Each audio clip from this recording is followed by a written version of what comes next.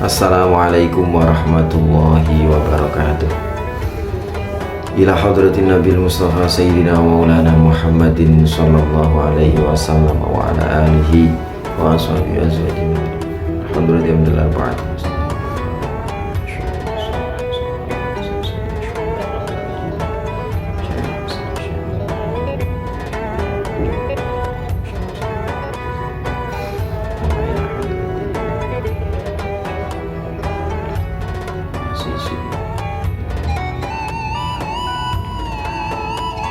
Syaullillahilhamdul fatihah.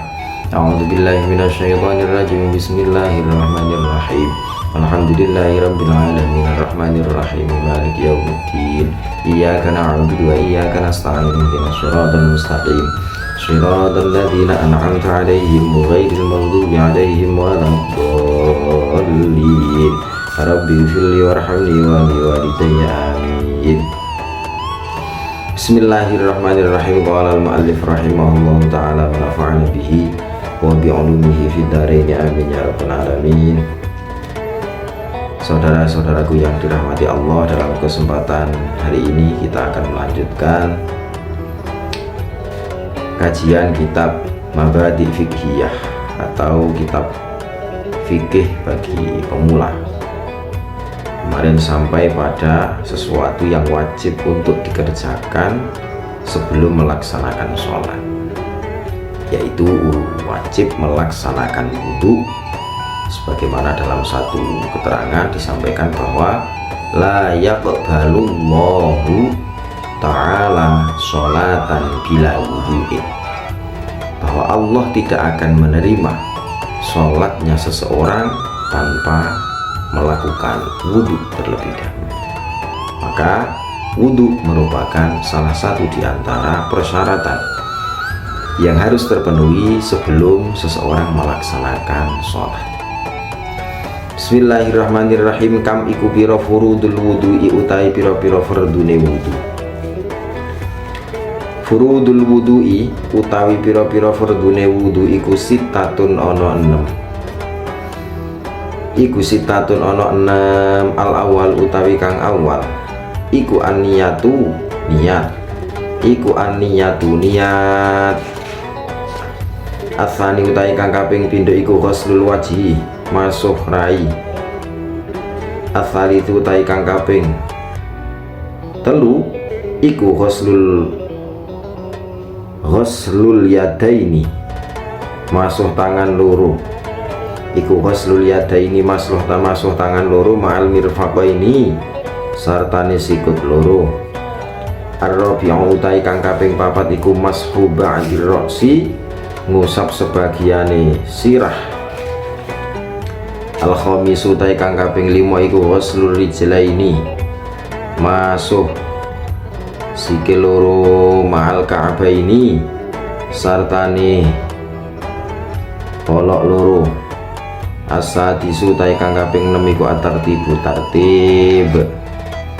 Bismillahirrahmanirrahim. Kam furudul wudhu'i, berapa fardunya wudhu.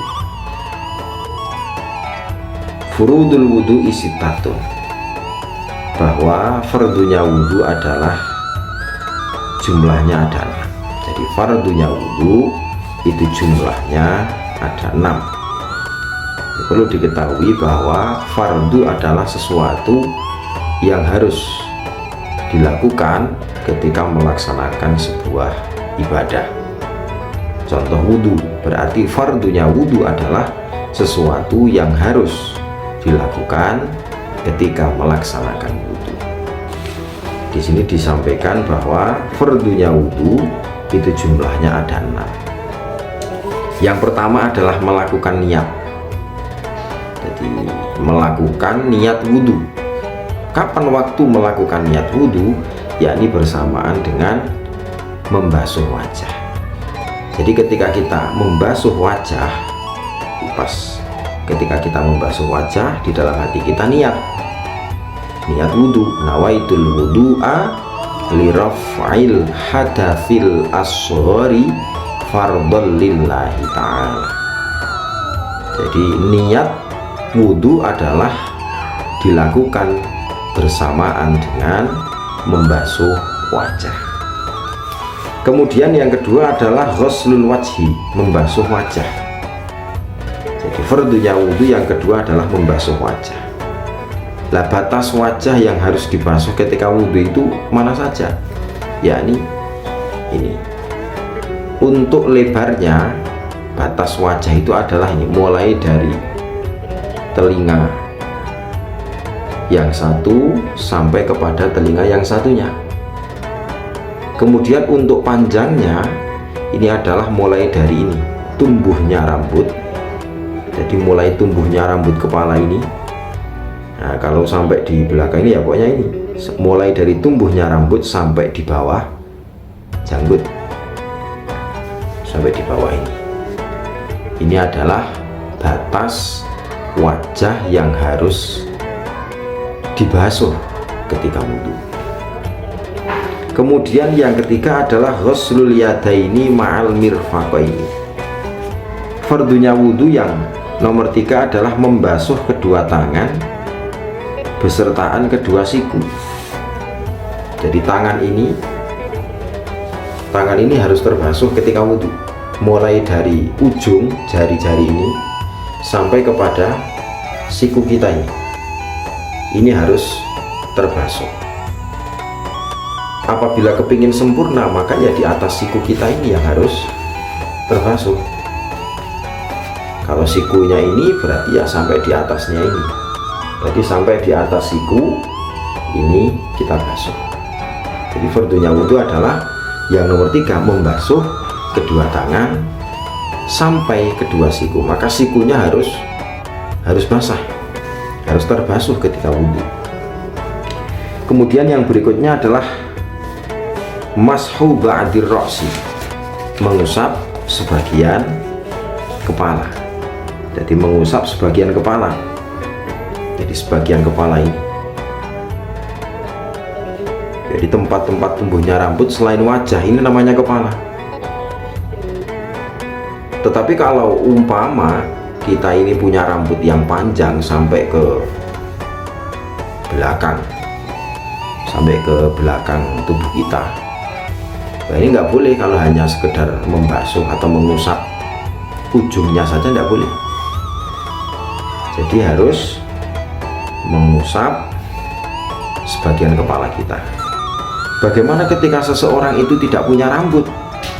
Ketika wudhu bagaimana? Ya yang dibasuh ya dikira-kirakan saja kepala seseorang itu umumnya di mana? Tempat tumbuhnya rambut itu di mana? Ya dikira-kirakan saja kalau memang orang itu tidak punya rambut. Kemudian yang nomor 5 adalah ghuslur rijlaini ma'al ka'baini. Di ghuslur rijlaini ma'al ka'baini, membasuh kedua kaki sampai kepada mata kaki. Jadi membasuh kedua kaki besertaan dengan kedua mata kaki. Jadi mulai dari